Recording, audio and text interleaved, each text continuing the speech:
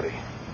Been a long time. This is your old friend, older than when I last talked with you. I just passed my 72nd birthday on February the 20th.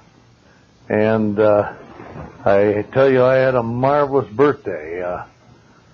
John Vash and John Tobin flew out to see me, and we spent a few days together up in Cody, along with Nancy and Mike and Bannon and Ryan, and just had a marvelous, memorable birthday.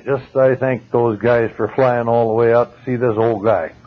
And we had a wonderful time together, and I have some fabulous things to share with you. It's been quite a long time, and I certainly hope and pray that it won't be that long before the next one. And by the grace of God, it won't be, because I'm slowly regaining my strength. And so many things have happened that I think that you'll be lifted to the heavenlies by listening to this tape. I certainly pray that you will, and that you'll enter into great joy with me, because we've seen some very significant victories. Well, I've been thinking about doing this. This is the Saturday, March 16th, before St. Patrick's Day. And we have a rare snow cover on our ground right here in this banana belt town of DuBois in big, beautiful Wyoming. And thank God for it, because as is true in the east, we have a stage 3 drought out of a possible 4.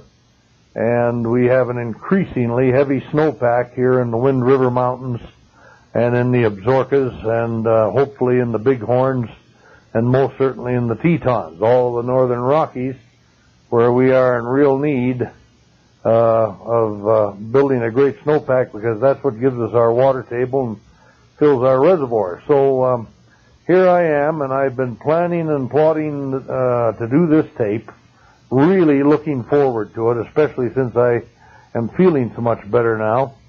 And I've got all kinds of glorious things to tell you. And I just feel like you're going to enter into the miracles, and they are real miracles and big ones on this tape.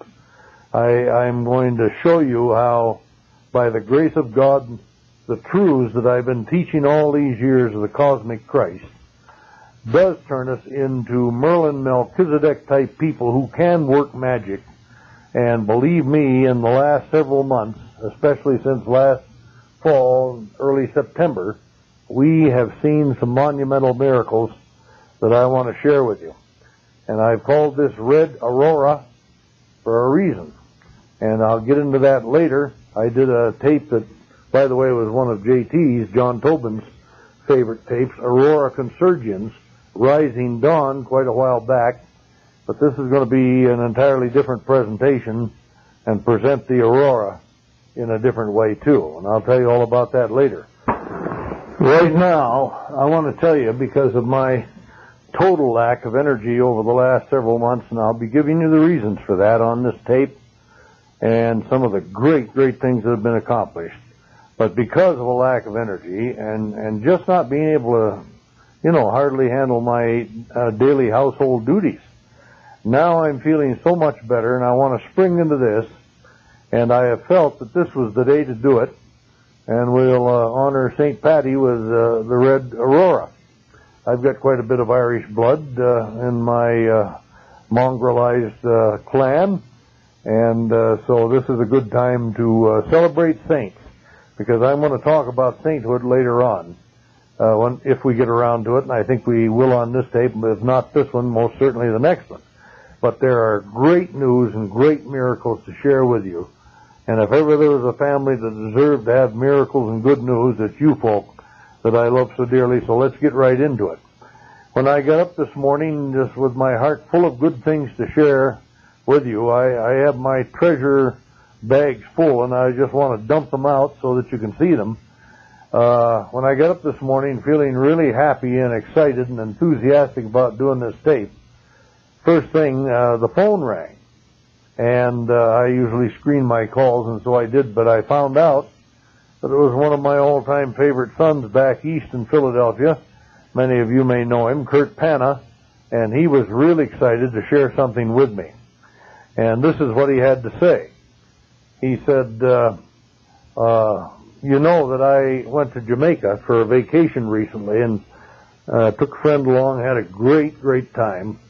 But he said, before I went down there, he said, God kept pulling at my shirt tail and telling me, send Bruce some money, send Bruce some money, and send the ministry some money. And he said, I don't have any right now. And God says, yes, you do. You need to send some money. And he said, yes, but I need that for my vacation, because I've asked you to pray for Kurt, you'll remember perhaps, in days gone by, because his business wasn't doing well, his construction business and so on. And I know many of you did pray for this beloved son, Kurt Panna. But in any case, he told God he needed the money for his trip to Jamaica, and God said, no, it's very urgent. You must send some money to Bruce. Now, when God gives you a message like that, whether it's send it to me or somebody else, you better hear it like Kurt did, and then emulate his example and be obedient. Because he sat down and wrote out a check before he went to Jamaica for $500 and sent it off to Nancy at the Cody office. And then the time came for him to go on his vacation with his friend. And he told me that he went to the airport and they had to sit around quite a while because the baggage handlers were forbidden by the union to go out on the tarmac and load the luggage. Well, there was a lightning storm in the area, and it was thundering and lightning, and so they were delayed in their flight.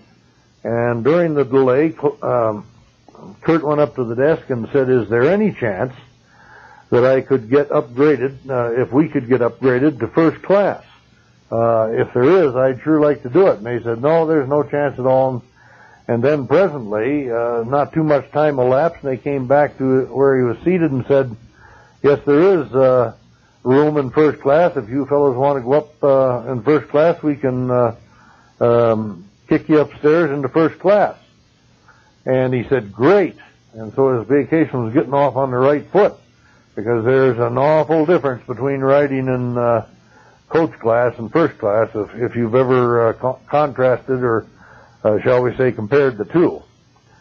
And I've only myself personally gone cross country 3,000 miles one time, first class. All of the other times have been countless times. I've been jammed up in those coach seats with your knees up under your chin for most of 3,000 miles of flying, from California to either Pittsburgh or Philadelphia or New England. Well, in any case, Kurt got into a first class seat, and he was seated alongside of a fellow, and presently struck up a conversation with him, and he said, I'm going to Jamaica on vacation. The fellow said, oh, is that so? He said, that's terrific. And he said, well, he said, I want to stay in such and such an inn. Now get this. I'm going to stay in such and such an inn. And the fellow who was seated alongside of Kurt, his name was Greg, and he said, why, I work at that inn. And he said, tell me something. And Greg thought, Kurt thought, what a coincidence, which is what we call synchronicity in Jungian terms, a great miracle term. And here was a fine piece of synchronicity. He said, you do? He said, well, tell me. He said, we have a room facing the ocean, and I'd like to have your opinion as to whether it's a good room or not. And he told him what the number was and gave him the particulars, and Greg replied, hold on just a minute. Whereupon he got on his cell phone, and he called up the inn. Remember, he worked there. And he said, what about the suite? He asked the person on the other end, what about the suite? And they said, it's available. He said, I've got two friends here on the plane that are coming in with me. Give them the suite. And so they get this magnificent suite instead of just a room on the ocean, which would have no doubt have been nice, but a suite is something else, especially when you're on vacation. So they got blessed beyond measure, and Kurt didn't find out until he'd been there a few days in Jamaica, where he had a wonderful time with his friend, that the man, Greg, who was seated alongside him, not only worked at the inn, he was actually the general manager of the inn. Now, God put Kurt right alongside of the general manager in first class on his way on vacation because he's an obedient servant. And I'll tell you, I think that's a beautiful story.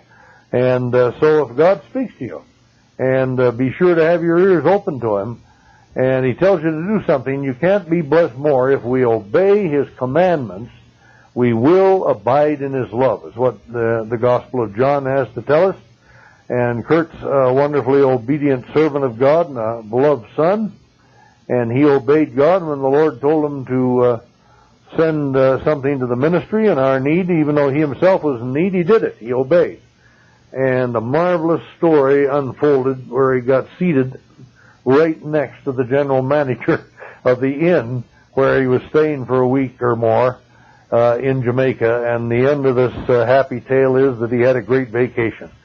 So when I got up the first thing this morning, before I'd had a chance to make my coffee or anything else, Kurt was on the phone to tell me this remarkably beautiful story. And I thought, that's too good to keep to myself. I want to pass it on to you. And this tape's going to be full of that kind of victories. And this is a thrilling life, to walk with the living God and his beloved Son, Jesus Christ, who dwells within us as the cosmic Christ. And so here's proof of the pudding of the things I've been trying to teach you through the years. And as I talked with Kurt, I have mentioned many books, and we have up until the last couple of years, and maybe we'll do it again, put out Bruce's bibliography with recommended reading. And I had recommended some time ago to Kurt that he read Deepak Chopra's book, The Way of the Wizard, which has become almost like a Bible to him and blessed him a whole lot. And he mentioned how much of a great blessing that book, Way of the Wizard by Deepak Chopra, had been to him, even in this incident that I've just related. So isn't it a joy to get up in the morning and say, I think the time has finally come for me to resume sharing these glorious riches with my friends and our extended family.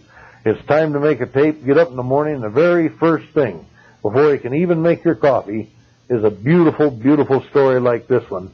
And be sure you have all of the details written in your heart, because it makes me happy enough to jump up and down for joy, and I hope it fills your heart with that kind of joy too. If you walk with the living Christ, you'll have your saddlebags full of such precious divine synchronicities. God will turn up in the most unlikely places and do some things that are just absolutely magical, like getting into first class when you can't get into first class, and putting you right next to the manager of an inn at a great distance where you're going to have a vacation so that he can upgrade you into a suite. Now, I've had my life full of these things. That's why my blood brother Don, who's 4.5 years younger than I am, has said many times, Bruce, you're not a rich man, but you've lived like a rich man. That's because my life has been full of magic.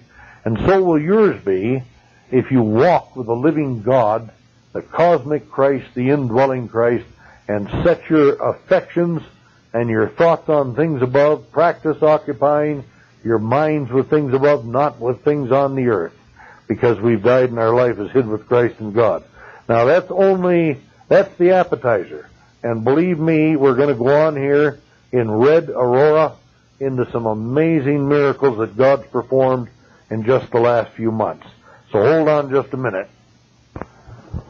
Okay, now I think that the next thing we should do, because I am so full of this stuff that only God, the Spirit, knows how to unfold these blessings to you. I'm going to be talking about riches, and this is a full spread of riches. And I had a dream, one of two dreams, right after the first of this new year, 2002, in which I was standing out on a lawn, almost like a huge yard sale. But all of the tables on the lawn, there weren't too many people that they didn't preoccupy my attention. They may have been there, but my focus wasn't on them. But in this dream, here's this huge lawn, and there are tables, like if you'd go to a yard sale or something like that, all over the place. But on the tables are not the curios that we usually look for at a yard sale. They're piled high with gold, silver, precious stones, and not only that, but unusual, rare metals like platinum and other very valuable metals and riches.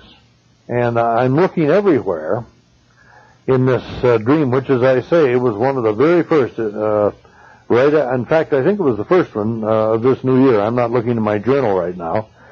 And there was a young man with me, and he said, "My word, they're careless with all these incredible piles of wealth." He said, it doesn't seem to be very well guarded. And he went over and said to one of the formal guards that was standing by, he said, "Aren't you?" He said, "It doesn't seem like the security's very good for such a tremendous display of wealth." And the guard didn't answer him. He grabbed him in a judo hold in the dream and threw him on his head in one motion. And the young man got up convinced that he'd been dead wrong, that security was much better than was apparent. And so these riches were guarded in an unusual way very effectively. But as I was looking at it, I knew that in the people that were milling around the edges in kind of the fog of my consciousness, that there was one man there who's appeared many times in my dreams, and that was Deepak Chopra, who's such an excellent author, and I've recommended his various books many, many times. He's basically on the same wavelength. In fact, in one dream, he gave me his John the Baptist camel coat, his mantle. Can you imagine that? And in another dream, I was playing with his children. So while we've never met physically in 3 dimensions, I have a very close affinity to Deepak Chopra. And the magic that he teaches is very similar to the magic that I teach. Well, he was there. I didn't see him, and see his face and see him in person. But I said to God, "Why is Deepak Chopra lurking around in the crowd here someplace? And I know he's here, but I can't see him. Why is he here at this tremendous display of wealth?" He said, "Now think." God said to me, "Now think." He said, "Why would he be here?" And all of a sudden, I had an aha moment, and I laughed. And I said, "Because I'm always complaining that Deepak Chopra gets paid handsomely for what he does, and I do not." And he says, "Exactly. You're going to get paid now." Now, I'll have more to say about that later on, but that was a marvelous dream, that God says the riches are going to begin to flow again. And believe me, as far as spiritual riches, while the material blessings, the money hasn't flown well at all for months, the spiritual riches are now flowing, and the money will follow it. I'll prophesy that to you because God's promised it. And I'll maybe have another thing or two to say about it later on. But right now, I want to tell you that in the end of October, this past October, I was doing my usual deep sleep, because I thank God for the ability to sleep and rest. And believe me, I need it, because I've been totally wrung out like an old rag is the way I feel, and tossed aside after one terrible battle. And the battle fatigue that I have from my time in California is beyond description. I've tried at times to explain it to you, and I'll try again. But it's impossible unless you've been through it. I'll have something to say about it later. But it has taken me a long time to very, very slowly begin to regain my energy and enthusiasm. And I haven't been able to do my correspondence. I thank God for Nancy and how she's covered my tail in the office, and Cody. And, I haven't been able to get tapes out anywhere near on time. And I've had just all I could do to handle the daily chores. And now all of that's beginning to turn the corner. And I'll be telling you more about that later on in this tape, God willing. But, for now, Red Aurora. What is it? Red Aurora. In the end of October, I think it was the 28th, I was doing my good deep sleep, and I woke up, and it was my favorite time, because my number is 4. My mystical number, magic number, is 4. And on my digital clock, which has blessed me over and over again with a fine piece of synchronicity, the clock read, as I opened my eyes, 4:44 a.m. And God said to me, "Get up and go look out your kitchen window." Now, I never do that in the night. The kitchen is clear up front, and I'm sleeping clear in the back of my house here. I have a beautiful little house in DuBois, and I do not go and look out the kitchen window at night. I can't honestly remember other times that I've done that. but especially right here, right on the money, out of a deep sleep, to be awakened at 4:44 a.m., and the red digital letters on the clock, and keep that word red in mind because we're talking about red aurora. And God said, go look out the window. So I pulled up the Venetian blinds that are over the sink and looked out the window, and to my surprise, the sky was watermelon red, bright red. Red everywhere. You know, out here, we don't have smog and smoke, and you can look up into the heavens, which I frequently do at night. In fact, Vaughn and Lavona and family got me some gifts at Christmas about the starry heavens and maps of the heavens and the stars and all of that kind of thing. And in fact, one of those graphs that you can turn and find out what stars overhead and where the North Star is and the rest of it. Well, actually, when I looked out the window, I was looking north, directly north, because the North Star, and the Big Dipper faithfully points at it, going around in circles, you know. It'll always be pointing at a star that stands exactly over the telephone pole that's up the alley across the street from my house. And I was looking north, therefore, when I looked out the kitchen window. But the sky was such a beautiful, bright red, like I'd never seen it before in my life, that I immediately went out there at after 4 o'clock in the morning. You know, now it was getting near 5 a.m., of course, and I walked out on the deck, and the sky was red everywhere, especially in the north. And I thought, what a magnificent sky that is. And I knew it was the Northern Lights, because I've seen the Northern Lights many times before, but I'd seen them playing in different colors. But I'd never seen the sky completely red like it was this time. What an amazing story. And I scratched my head, and I thought, I wonder why it's red, because usually there'll be greens and blues and other colors, you know, playing. In fact, I remember many years ago, it has to be maybe 30 or more years ago, when I was in Auburn, Maine one night, and an old friend that I haven't seen in years, I don't know whether he's still alive, his name was Lou, and he was an Australian fellow, and we were out together with Trudy under the stars, and I said, man, look at those Northern Lights. And that night you could literally hear the Northern Lights in Auburn, Maine. You could hear the crackling in the sky. I don't remember hearing that very many times either. I've seen the Northern Lights many times. But I never saw them as I did on October 28th, totally red. And so I scratched my head and pondered, and I said, that certainly is a very strong sign from the Lord, particularly because he woke me out of a deep sleep right on the money at 4:44 a.m. and got me out to look at that sky.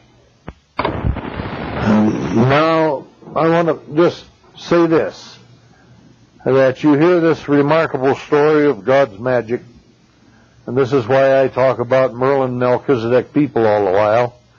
And God displays this marvelous magic. I could have slept right through it, but he made sure I didn't sleep through it, and he made sure I didn't awake at some other hour, like 3:59. He woke me up right on the money, magically, on my number, 4:44, in red letters on my clock, and sent me out on the deck to look at a spectacle that everyone in the world would be delighted to see, and which is rarely ever seen, I found out later.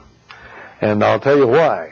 Now, I pondered for the next month or so all of the meaning of the red aurora, because the Northern Lights are known as Aurora Borealis. And as I say, I did a previous tape called Aurora Consurgens, which means rising dawn. But here is a red Aurora Borealis, a red Northern Lights, and I think it was October 28th. So for the next month or so, I was pondering, what can that mean?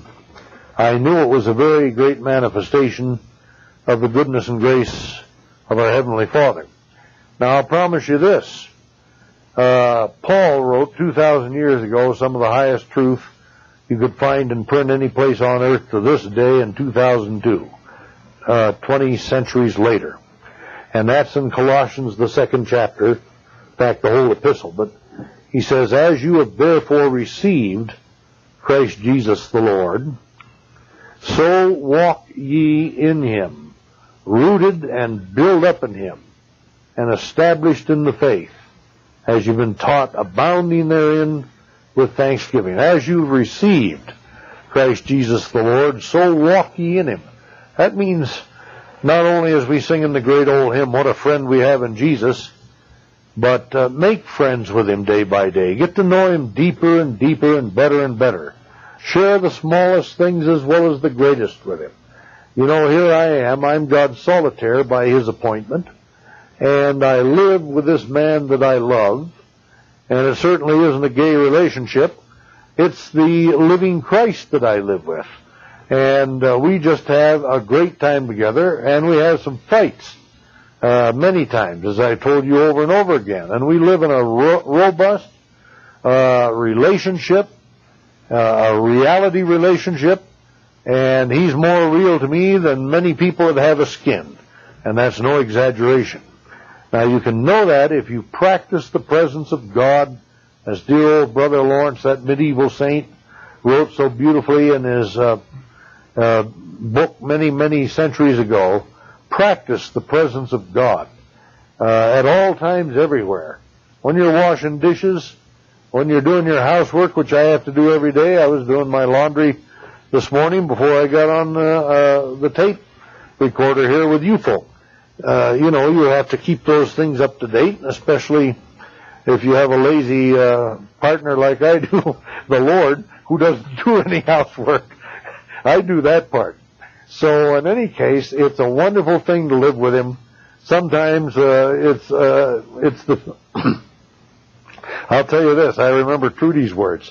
Ladies used to come to her, you know, after they'd hear me do some of my oratorical masterpieces and preach my heart out, and they'd say, "It must be heavenly to live with a man like that." And Trudy one day got sick of it, and she told a lady, sometimes it's the pits. Well, even as I advise you, as you've received Christ Jesus the Lord, so walk ye in him, rooted and built up in him. You'll have many gloriously happy days with magic. You know, Merlin will be there showing you the red Aurora and the rest of it early in the morning at 4:44. And there'll be other days when it's the pits, when the Lord comes out wearing his bear shirt, his berserker shirt, which I'll refer to in either this study or a subsequent one, probably a subsequent tape later on. And you'll find out what Trudy meant was the pits to live with me sometimes. It is with the Lord, too. That's a reality relationship. But in any case, this was a great, beautiful display of the high heavens. There'll be signs in the heavens. And this was a sign in the heaven, and I knew it. And if you walk with God, you'll have these signs and wonders in your life. You'll have omens and indicators. This is the way. You know, God's promise in Isaiah 30 that your ears will hear a word behind you saying, "This is the way. Walk ye in it," when you turn to the right hand and when you turn to the left. I thought this talk was beginning to get dry, so I put on the pause button to have a drink of water. But in any case, to my surprise one day in the mail, either in late November or early December, arrived one of my favorite magazines. I don't take hardly any magazines, about 3 or 4 max. And one of them is Country, another one is Vermont Magazine, and another is Alaska Magazine, and then Modern Maturity from the AARP. But other than that, I don't get too many magazines, Reader's Digest. And so that's my handful of magazines. And basically, when it comes to Country and Vermont and Alaska, I confess to you I don't get them to read the articles usually. I get them to see the magnificent photography, because I love my old stomping grounds from my early ministry in Vermont. It's one of the most beautiful states in the Union. And the same can be said for Country, which takes the best scenes from all across this great nation of ours, and is a magnificent magazine with outstanding photography. And then, of course, Alaska is the one place that I've always wanted to go, and I haven't been yet. I've traveled very widely. I've been in all the contiguous 48 states. I have not been in Hawaii and Alaska. Very honestly, I don't have any desire to go to Hawaii. I've been in enough tropical paradises in Florida and California to last me the rest of my life. That's not my thing. But Alaska appeals to me strongly, and so I drool as I look through Alaska Magazine and look at the magnificent scenery. Once in a while read the articles. I highly recommend those magazines to you, by the way. That is, if you like to look at beautiful country scenes and snow-capped mountains and bears and the rest of it. Well, would you believe, and I just opened this magazine, and I had forgotten this. This is the December-January current issue of Alaska Magazine. And I just opened it up to an article that I want to share something out of it with you. And I had forgotten this. Guess where the article begins? On page 44. There are my numbers again, on page 44. And this is the title of the article, Under a Crimson Sky. And the subtitle is, now, Under a Crimson Sky, Red Aurora. This is an article, and it says up at the top, once taken as a bad omen, rare red displays of the Aurora Borealis are a natural phenomenon to be savored. Pure red displays are the result of solar flares and unusual conditions in the ionosphere, far above the altitude at which a typical northern lights display occurs. Notice that, far above the altitude at which a typical northern lights display takes place. Remember the words of Ephesians 2:6 and 7? He hath raised us up together and made us sit together in heavenly places. Remember that, Ephesians 2:6 and 7. I'm not just barking up the drain spout here. He hath raised us up together and made us sit together in heavenly places, far above all principalities and powers, might and dominion, and has given him a name which is above every name, that at the name of Jesus every knee shall bow and every tongue confess that he's Lord. Well, this rare Aurora Borealis, this rare red display, occurs far above the altitude at which a typical northern lights display occurs. Remember, on page 44, and then there are some magnificent pictures that follow, of over the mountains of Alaska. In fact, the next two pages, 46 and 47, a great aurora fills the sky above Broad Pass overlooking the Chulitna River in March of 2001. Other recent displays have occurred in 2000 and 1989. Now, these don't happen very often. But listen, the fellow who is author of the article is an aurora scientist, Charles Deere, who was originally a student at Reed College in Portland, Oregon, but he is now an aurora physicist at the University of Alaska, so he knows what he's talking about. Now, this fellow Charles Deere, who's now an aurora physicist at the University of Alaska, was out walking with his date back in 1958, and they got married, and they're married to this day. And then it says that other displays have occurred in 1958, 1989, and then more frequently in 2000 and 2001. And then it goes on to say this, that great red auroras occur so high in the sky that they are the only form of aurora, the northern lights, ever seen by most people in the mid-latitudes. I hear that. In other words, most people who are in the mid-latitudes on this globe, in the middle of the earth, Middle Earth, like, they don't get to see the auroras hardly ever.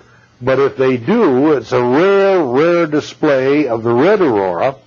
And I'll tell you the reason for that, why people they can't see the usual ones, but they can see the red ones, which occur so infrequently. And I'll quote from Alaska Magazine here, they are rare because they require a perfect mix of heavenly condition. That is the red aurora. The pale green aurora that northerners enjoy almost every dark night, that's the usual northern lights, in other words, are the product of particles cast off by the sun that stream outward into space, and the solar wind takes a day or two to reach the earth. flows over the planet, reacts with the Earth's magnetic field, producing electrical power. And in the upper atmosphere, this electrical discharge reacts with the gases, causing them to glow in the same way electricity fires up a neon light. Now, green auroras, that's the usual ones, occur, get this now, this is important, about 60 miles above the Earth. That's the usual ones that you can see in, like I did in Maine, Lewiston, Auburn, Maine, that night when I could hear them crackling in the sky with Trudy and Lou. But these rare red auroras, this Alaska Magazine article goes on to say, are much higher, not 60 miles, but 200 to 300 miles up, which allows people closer to the equator to see them. And an important gas remaining at that altitude is oxygen, and electrons that excite the oxygen atom there produce a red light as pure as a laser. A great red aurora requires a solar flare, an incredible explosion on the sun, propelled by a fast solar wind rich in particles. So what it's saying here is these things are very, very rare. Red auroras occur 200 to 300 miles, much higher, 5 times higher than the usual green regular auroras, like the one that I saw in Auburn, Lewiston, Maine, years ago. So I was witnessing a very, very rare phenomenon, at least 200 to 300 miles out in the atmosphere. Now that's a long ways out. That's the high heavens. By the way, I think I ought to do this. This is such a beautiful article, you might still be able to get a back issue, and you might even want to subscribe to Alaska Magazine. This is December, January of 2002, volume 67, number 10. And you can call an 800 number, 288-5892. That's 800-288-5892 for subscription information. And you can probably, I'll also give you another one here. That's the right number. I'll leave you with just that one. I was wrong. I was looking at another number, but it's not relevant. So that is a magnificent issue. And so God got me up at 4:44, and then over about a month later sent me to page 44 of Alaska Magazine, and here's a great commentary on what I had seen, a very rare high display of the northern lights. You know, God dwells in the sides of the north, the Bible tells us, and God was showing me some of his very high stuff. Somehow I'm reminded of my dear old mother's statement that I heard her make many times when I was a little boy. Red sky in the morning, sailors take warning, red sky at night, sailors delight. And it's a good old statement. And of course that's true when you're reading the signs of the weather and you're going to go out on the lake, and I live 5 miles from Lake Erie. But in any case, I was reminded of it, and I was reminded of another thing. Out in my kitchen here in my lovely little home, there's a beautiful scene right over my stove. I see it every day, and many times when I look up and see that beautiful scene, I say to the Lord, God bless Pollock and all of her friends and her enterprises richly for being such a loving, generous, sweet person. Now you say, why in the world do you pray that prayer? Well, because when I was in California, I used to go to the one place in Bakersfield that had a Western decor, as you might imagine, in my loneliness for big, wonderful Wyoming. And that place was called Duke's Restaurant, which was north of where I lived, a little ways, and it had all kinds of Western scenes and cowboys painted on the wall. And it was Duke's Western Restaurant. And I used to go up there for my meditation breakfast. And when I'd go in on Saturday, because she only worked there on Saturday, there was a rather heavy-set, middle-aged gal that waited on me 2 or 3 times that I didn't know. And she was very nice and friendly, and I'd sit and read and meditate and, for an hour or two after I'd finished my breakfast. Well, one day I asked her, because she was such a nice person, I said, what is your name? And she said, Pollock. I said, come on now. She said, no, that's what everybody calls me, and that's what I want you to call me. I'd appreciate it a whole lot, and I said, okay.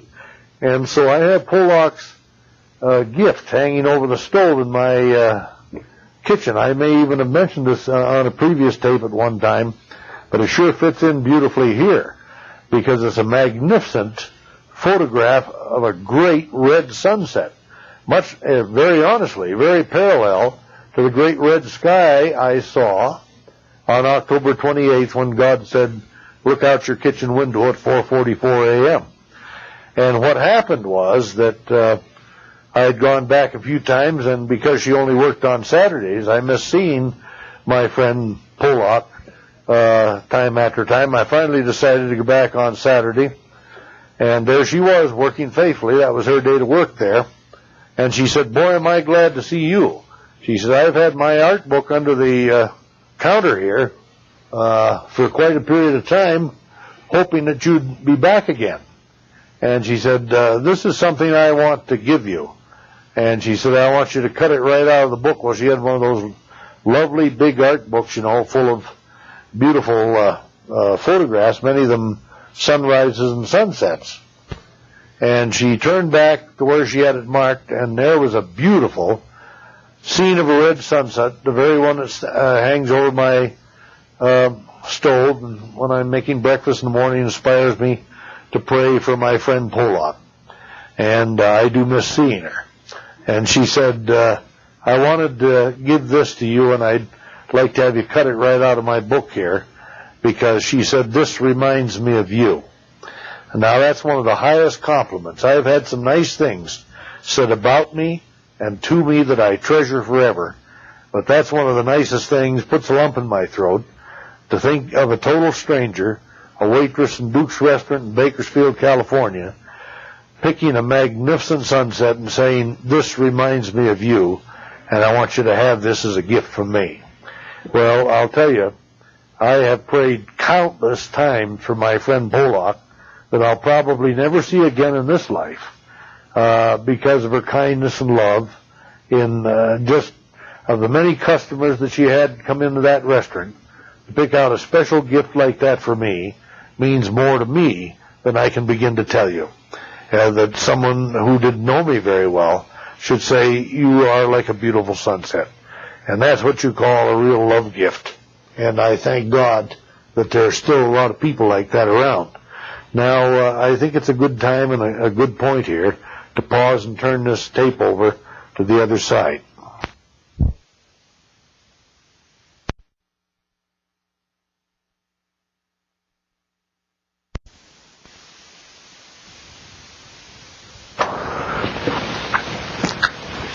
Well, like I told you, I'm 72 now, and it still puts a lump in my throat and tears in my eyes to think that there's a waitress who meets all kinds of people and doesn't see me very often and decides to tell you in a very loving way with a gift of a magnificently beautiful red sunset, this reminds me of you. I tell you, that'll be a treasure to me as long as I draw breath on this planet. Now let's get on into the magic of signs and wonders. And God fills our lives with good things, and this was a spectacular red aurora. Beautiful, shining way out in the highest places in the sky, far above all principalities and powers, as Ephesians says, is where Jesus went. And here you have one of the highest manifestations of God's spectacular painting of the aurora at 200 and 300 miles out in space, so that even people on the equator can see it. Well, I want to tell you this, that I live in a town here in big, wonderful Wyoming. That's our state slogan. You see it on the signs when you drive in from Montana or Idaho or from Nebraska or wherever. Welcome to big, wonderful Wyoming, and that's what it is. And we have a great, big, huge state north of us here, Montana, that is known as Big Sky Country. So it's great to be out here in the wide open spaces in the Wild West. When I became increasingly unhappy in California and knew that my days were winding down there finally came a day when I had to, under God's leading, tell Vaughn and Lavona that I was moving, my son and daughter-in-law, that I was moving back to Wyoming. And they had been so gracious, they had moved me into that apartment back there after Nancy and I parted in 1998. And I had many wonderful memories in Bakersfield, and God sent me there on a mission that I've talked about often on previous tapes. And that mission had been accomplished, and I felt that I must.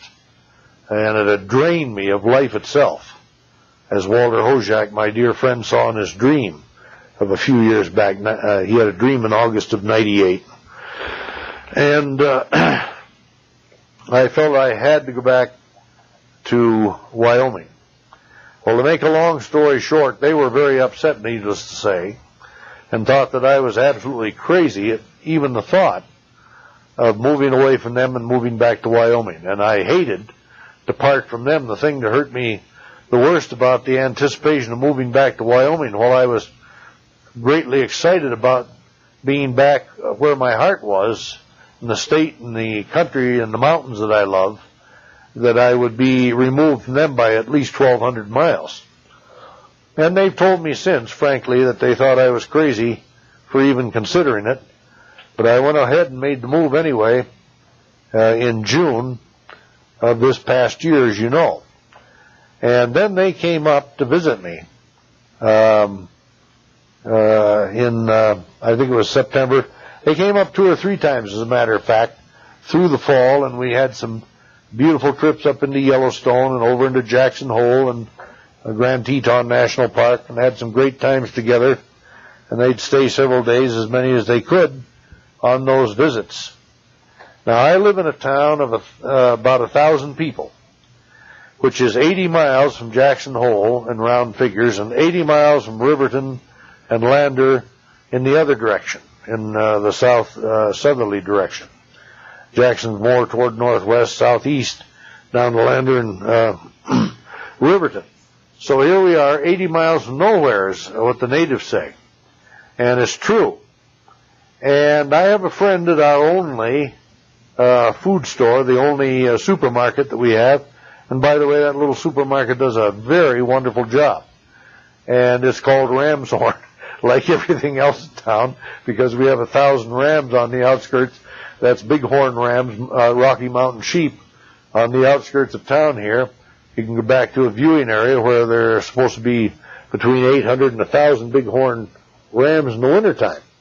Well, everything in town, obviously, is named Ramshorn.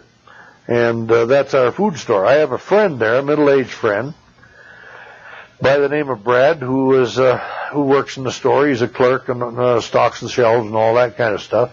Became friendly after I'd been here a few months, and Brad told me, I want you to think about what it would be like to live in a town of 1,000 people where there's no medical doctor. Now, there's a medical center here with a physician's assistant, a PA or whatever you call them, but that person does not have adequate training, along with the nurses that staff that little medical center, to take care of most serious accidents or injuries or illnesses. And for that, you have to race or be helicoptered to Jackson Hole, 80 miles away, or Riverton Lander in the other direction. And so the town was here without a doctor. Now, can you imagine what it's like to be in a town that has no medical doctor? It's a scary thing. Vaughn's told me, for example, that if I should, and you know he's my son who is a physician, that if I should have a heart attack here in town, probably I would not make it, whereas most people would, because you'd have to be helicoptered to one of those 2 places, and it would take too long to even helicopter you there to save your life. In other words, you're too far from real medical help when there's no doctor in town. Well, my friend Brad is allergic to nuts, and he made the mistake of eating some bread that had nuts in it and immediately wasn't able to breathe, and they had to, the police race him 80 miles south to Riverton Lander, and he almost died. If he hadn't had some Benadryl, he probably would have died. Now, do you know why I'm sitting here taking all this time, my dearly beloved friend, to tell you these stories? And why I've done this all my life? Because I have an end in view and a purpose, a telos, a teleological purpose, something with a design. And you know what my designs are in telling you these stories? Is to make you a saint. You know, the story is told, and Francis Whiting used to tell me this, and then my dear friend Dr. Walter Leckler, that I've held so many conferences with, the German psychiatrist, confirmed the same thing. That especially among Europeans, there is the legend that if you were fortunate enough to have a hermit or a holy man living in his little hut above the town up there in the mountains and the hills, as one of God's solitaires, as one of God's alone people, who had dedicated themselves fully and completely to God. For example, Walter Leckler always liked to tell the story of the patron saint of Germany, and I think he's also the patron saint of Switzerland, Saint Nicholas von der Flue, who left a large family, a wife, with her total blessing and benediction. She told him, get out and get going, God's call is in a very special way on your life. And he walked away from, I think, 6 children and a wife, and she brought them up and supported them, and he went into his hut on the hill, and he became the patron saint of Germany and Switzerland.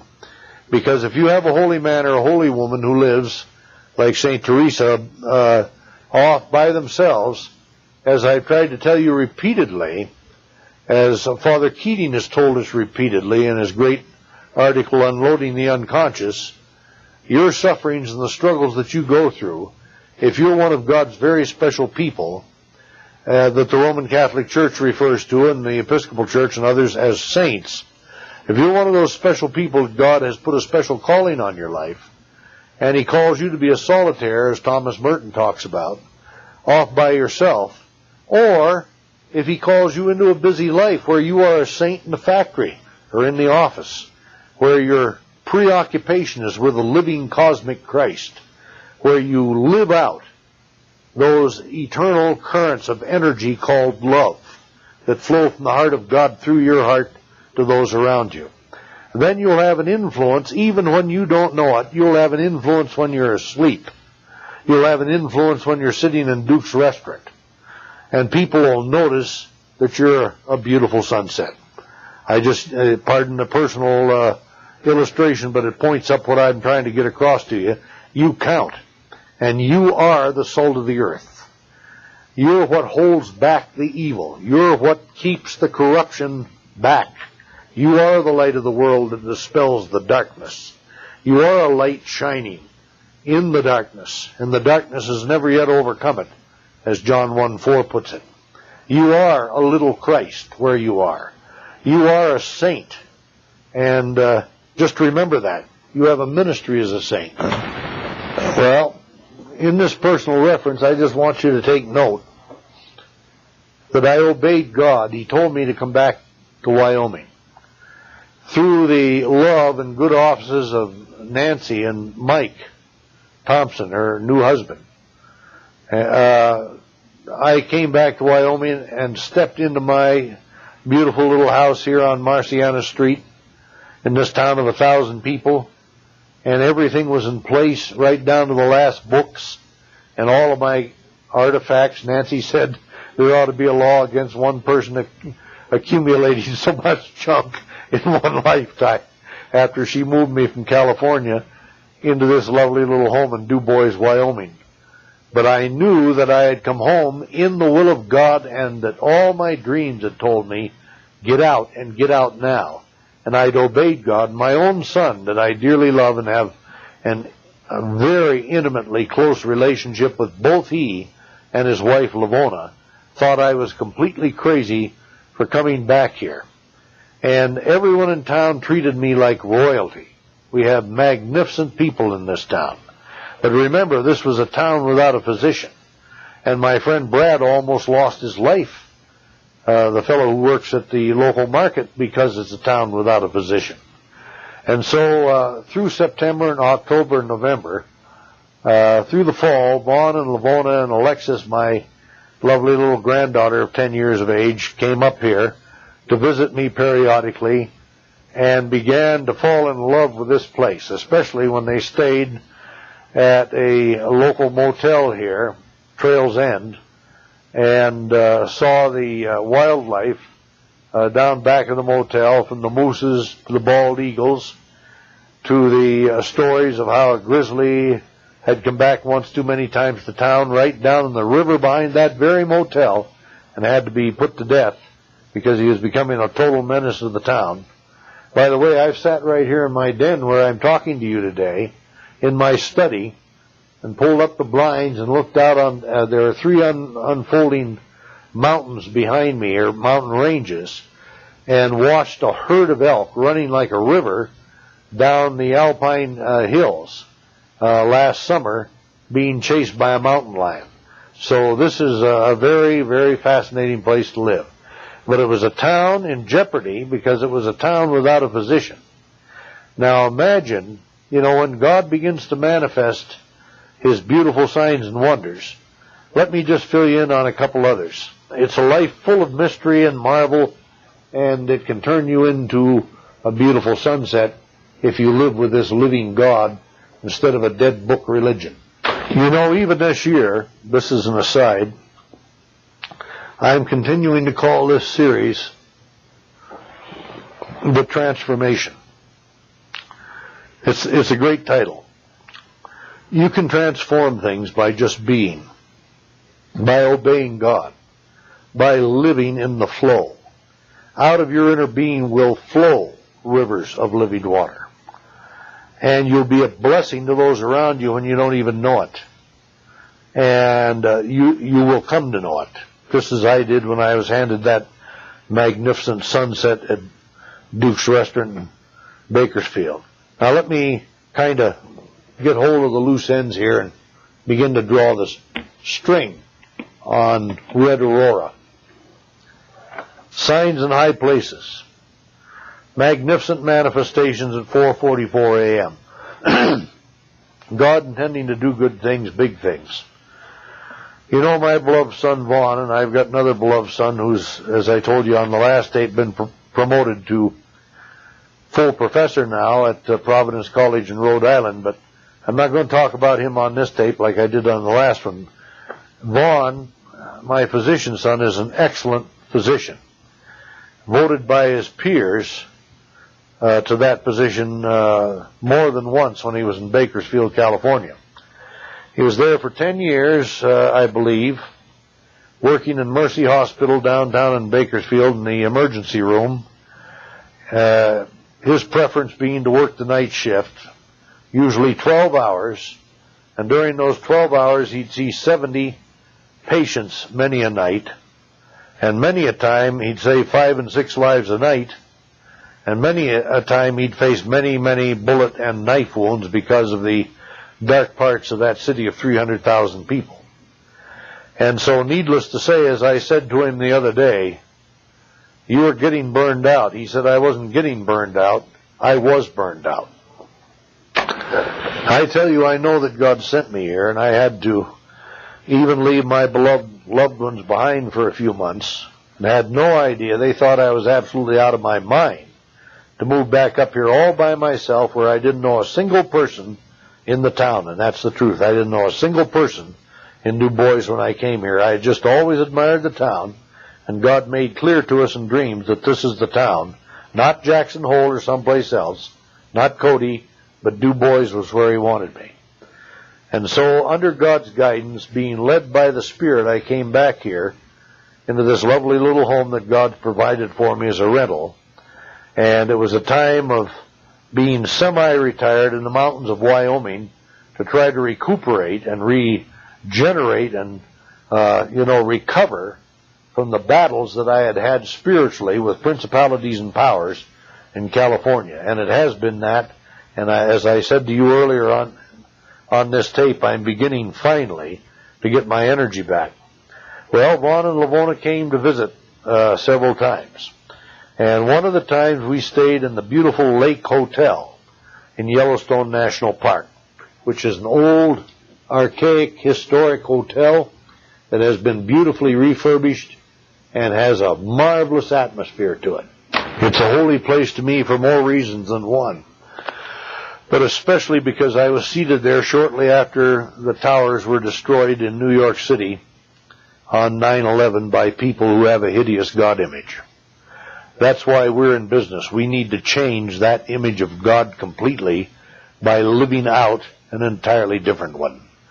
And that night I was seated in the Lake Hotel.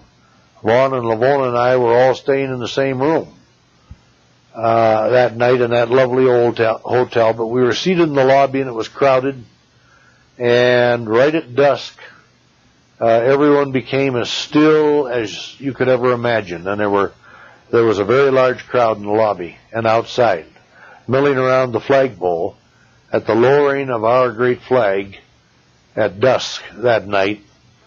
And it was one of the most poignant moments that I've ever spent in my life. I'll never forget it.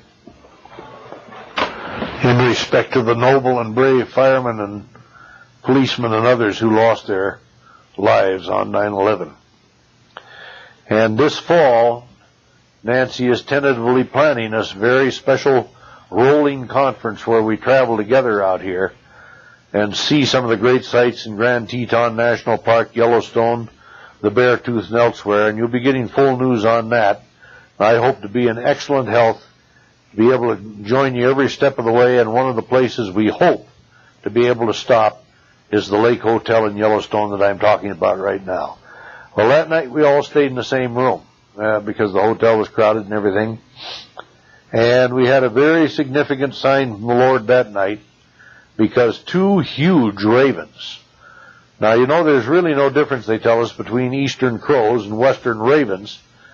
And then even among western ravens are much bigger crows, in other words, but they're all in the same family. But in any case, even here in the West, some ravens get to be of immense size, much bigger than their colleagues.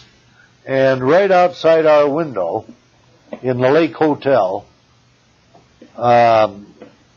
overlooking the lake, up in the rafters of that old hotel were two ravens, a couple, roosting from the time we went to bed. I looked at them a couple times in the night when I got up to go to the bathroom, and then they were there early in the morning, and then they were down on the ground afterward when Vaughn and Lavona went down for breakfast. But those two ravens were tucked right above our room, the three of us, that night in the Lake Hotel. Now, God speaks all the time, everywhere. Dredge up that old song, "This is my Father's world. And to my listening ear all nature speaks, and round me rings the music of the spheres." And it's a magnificent piece of poetry and truth. God speaks all the time, everywhere. Who put those two ravens out there for us? And it's the God that we worship and love, the cosmic Christ, who gives us synchronicities and signs and wonders. And so when we got back, we picked up a book that I've had on my book list, Animals Speak by Ted Andrews, which I heartily recommend to you. And we looked up the Raven message on page 187 and 188, and I'll give you just a taste of it. And it says the raven is a bird of mysticism and magic. And it says this, ravens are playful and they come to stir the magic of life without fear. The creative force can be used to work the magic of spiritual laws in the physical plane. Go into the void and stir the energies. If, get this now, a raven has come into your life, expect magic. That's why I talk all the time about Merlin and Melchizedek, because they're very alike. you have the power of the indwelling Christ within you. And you'll see him everywhere, in the birds of the air, in the synchronicities of life, no matter how they manifest. In this case, it was two roosting ravens right outside our room. They could have been outside of any room, but they were right outside of our room on that very significant night in that beautiful place in the Lake Hotel. And you can go into the void, and if Raven has come into your life, says Ted Andrews, expect magic. Somewhere in your life, magic is at play. Raven activates the energy of magic, linking it with your will and intention. Raven speaks of the opportunity to become the magician. That's what I'm teaching in this series, the transformation. Each of us has a magician within, and Raven can show you how to bring out that part of the dark into the light, and he speaks of messages from the spiritual realm that can shape-shift your life dramatically. He speaks of messages from the spirit realm, get this carefully, he speaks of messages from the spiritual realm that can shape-shift your life completely. By the way, who fed Elijah when he was out there in the desert all by himself, involved in a great spiritual battle for God? It was the ravens. You see there the prophetic bird. It is Raven that can shape-shift your life dramatically and give it the form you desire. Well, they roosted outside our room that night, and after Vaughn and Lavona had been up with Alexis to visit me 2 or 3 times to begin to draw the string on this story, they decided that they would love to leave California and come and join me. Here in a town threatened with the danger hanging over it like the sword of Damocles at all times, that there was no medical doctor in town, no physician in town, and your life could be in peril, as was my friend Brad's at the supermarket, when all of a sudden he found himself eating something that he was allergic to and couldn't breathe, and he had to be rushed 80 miles south. Thank God the Lord spared his life. I just talked to him the other day. But here's a son who told me just the other night in Bakersfield, many times 70 patients a night, bullet and stab wounds from the dark parts of the city, and sometimes saving 5 and 6 lives a night. He said, I was burned out. Well, when they began to make overtures about moving this way and talked with the hospitals in Jackson Hole, which have to do with the local medical clinic here in Du Bois, and in Riverton Lander, there was an enthusiastic opening of the door and a welcome to have this doctor leave California and come to town. I have a big lump in my throat. I have my beloved daughter-in-law and granddaughter and son living just at the other end of town in one of the most beautiful houses in town that God provided for them, with special terms because they've had some very great financial tests, as I've told you on other tapes. And here they are now living in this town. Vaughn is there in the clinic Wednesday, Thursday, and Friday. And like tonight, as I'm doing this tape, he'll be working in the emergency room in Jackson Hole. He came back the other day, said, that isn't like the emergency room in Bakersfield. He said, I slept 4 hours and got paid handsomely for it during my shift. Well, here's a town that has now been blessed, and in Denison Lodge, a magnificent rustic lodge right in the center of our community, there was a reception for Vaughn and Lavona and Alexis that I attended along with the townspeople the other night, the top people and others from town. And just such a warm and loving welcome to my son and his family, and we're all together reunited in the mountains of Wyoming.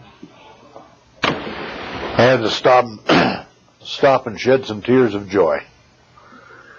I feel like singing Our God Reigns with you, my dear friends, the whole chorus, because God first sent a hermit, me, to town. I've walked with God a long time. I'm one of his saints. So are you, embryonically every one of us. You have more influence than you could realize. if you develop that influence, as Father Keating beautifully points out in the passages I've read time and again from Unloading the Unconscious in his book, Open Mind, Open Heart. If you develop that capacity through morphic resonance and otherwise, you are connected to every member of your species. I have had dreams recently that are absolutely astounding of the influence I have over people that I have never even met nor seen, and in circles in which I have never moved. Perhaps later on I'll tell you some more about that. But if you spend your time, as did some of my spiritual fathers like Clarence Didden back in Pennsylvania, George Mundell from Philadelphia, and especially dear old Merle Fuller, the evangelist at Highland Lake Bible Conference, and A.W. Tozer, and others who helped me find the tracks for a spiritual life, you'll be fruitful beyond your fondest dreams, and you'll look to people like a magnificent sunset when you're old, and in your last days with the Lord, as was Joshua when he retired in the hills of Palestine. And after you're gone, they'll give you an epitaph, he being dead, yet speaketh. That's what God said about one of the earliest saints, Abel, his beloved servant, in Hebrews 11, 11th chapter in the 4th verse. He being dead yet speaketh. You are God in human flesh. Christ lives in us. You see, my beloved son is no longer burned out. And an isolated town in Wyoming has medical assistance right here in their midst. I guess those two ravens that sat outside the window gave us the right message that each of us has a magician within. And they bring messages from the spirit realm that you can shape-shift your life dramatically and give it the form that you desire. That isn't all. Man, I have my lovely little 10-year-old granddaughter with me now. And then on top of everything else, my beloved daughter-in-law, and then her mother, whose name is Nadine, a lifelong Californian, always a city person, who incidentally in California had her car stolen 5 times where she lives. She decided to try something new at 70 years of age, and she's living in the beautiful little log house that's on the property that Vaughn and Lavona are buying at the other end of town. And so the mother-in-law is there, and this is the first time she's ever been outside of California for any time at all. And so I would say that our lives have been shape-shifted dramatically. I'm not talking about theory. I'm talking about God's real magic. This, my friend, is why you are a fledgling, embryonic Merlin, a Melchizedek person, a transformer. You can imagine how happy I am having my granddaughter here. Now, this is one of the reasons, and listen carefully, that we journal. I've kept journals for years and years, for decades. And I remembered that God had told me way back, and it happened to be in the summer of 1999. You know, that's quite a ways back. About, it'll be 3 years and no time flat now.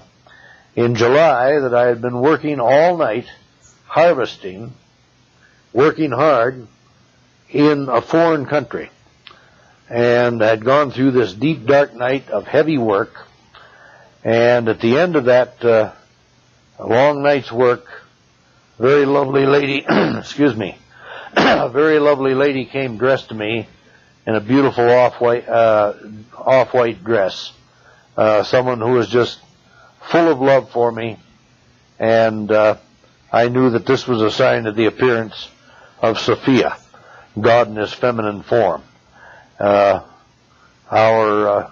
loving green lady, as you've heard me talk about so many times.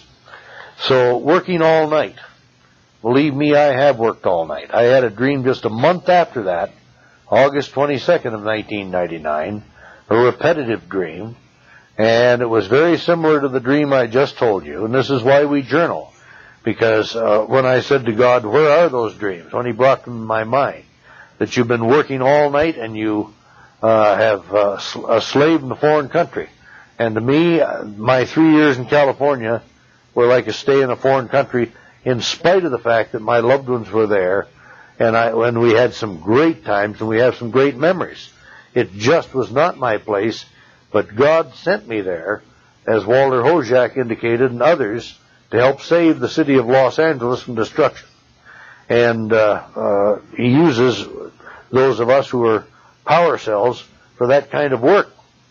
And so I have been laboring all night in a foreign country, just like the dream told me. And I can't tell you how my attitude and my outlook has changed since I've gotten back to Wyoming. And then just a month later, on August 22nd, and you know, if you don't keep journals, you wouldn't be able to, if you didn't put your dreams down, you wouldn't be able to remember these things. And so when God said, look them up there, he told me they're in the summer of '99, and here they are. I had another dream just a month afterward, in which I and an associate had been working once again all night long and hard at an organization, and we had not been paid well at all. We'd been grossly underpaid. And not only was that situation corrected abundantly in a big hurry in the morning, but there was another lady appeared, and guess what? This lady was in a watermelon-colored dress. Now, red Aurora. And here's a woman clear back almost 3 years ago now, after I'm being told that you've worked hard and long and you haven't been paid. You worked all night in the darkness and the loneliness and the cold, and you haven't been paid. You're going to be compensated. Now, I'm here to tell you and to prophesy to you that the great deficits that we've experienced in ministry in the last many months, Nancy hasn't been paid since last August, and the giving has fallen off since 9/11 terribly, and we just are in real need financially in ministry, and we must see a miracle here. And I'm going to tell you something. We're going to see it. I'll prophesy that to you. And if you have a part in it, as God, as I told you, spoke to my friend Kurt Panna and said, send a check now before you go to Jamaica. And then obey God and you'll be blessed, just like Kurt was. And just remember, and here's a woman in a watermelon dress. That's Sophia. That's the feminine appearing. Now, I'd have you remember what Dr. Edinger says so beautifully in his book, The Bible and Psyche, that it is exceedingly, and I'm quoting from page 132, it is exceedingly significant psychologically. Now, here you have one of the finest psychotherapists in the country, a great writer with a great spirituality, a Jungian psychiatrist. And here's what he says about the appearance of the feminine. As this lady came in a watermelon dream, in my dream in a watermelon dress, it is exceedingly significant psychologically that divine wisdom makes her appearance only after Job's encounter with Yahweh. That means that you have to, he says, this means that the ego's conscious realization of God, which he calls the primordial psyche, the virgin state untouched by conscious reflection, causes a transformation within the unconscious itself. I can't go into this now because we're running out of tape, but we're building the new face of God. I've talked to you continually about putting off the old man and putting on the new, being renewed in the spirit of your mind. We are transformers.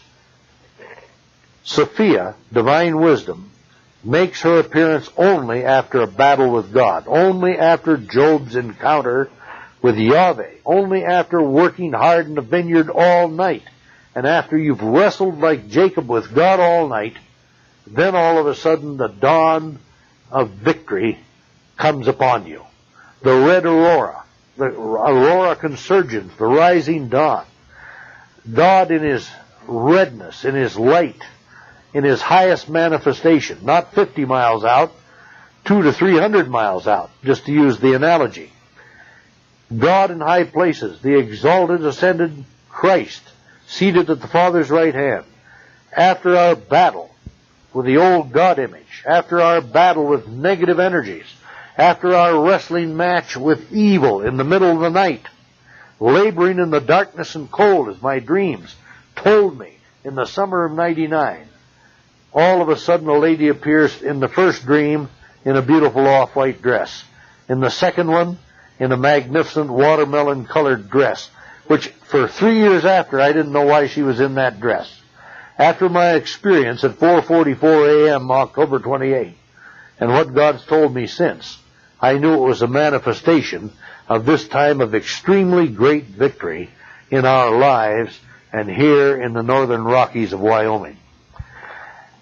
Divine wisdom makes her appearance only after Job has done his battle with God, and it causes a transformation within the unconscious. The collective unconscious is God. It causes a transformation within God himself. And that's a magnificent quote from page 132 of the Bible and Psyche, written by a brilliant Jungian psychiatrist, Dr. Edinger. Now, I hope you've been blessed by this. I have just a little bit more to tell you, and then we'll have to quit because we're running out of tape. You'll be hearing from Nancy about our plans for a fall rolling conference out here, where we visit some of these very sites that I've talked about, like the Lake Hotel, on this tape. And I want you to keep praying for me, because I'm really making progress. Now I've lost 13 pounds for one thing. I think I should be congratulated for that. And I'm getting my energies back slowly, and I'll soon be involved full tilt in my physical examinations, because with Vaughn here in the local medical center, he can do the blood work right here in town before I ever go to Jackson Hole. And happily, the other day, see, everything's coming out with perfect timing. Vaughn called my old physician that I haven't seen probably in Jackson Hole for 8 years, Martha Stern, who's my all-time favorite doctor, and who treated Trudy in her last days, a very great physician. And he said, you know, we doctors have to have a doctor. And he asked Martha, would you be willing to be my physician, and would you also take my father back after 8 or so years? She said, I would count it a very high honor indeed.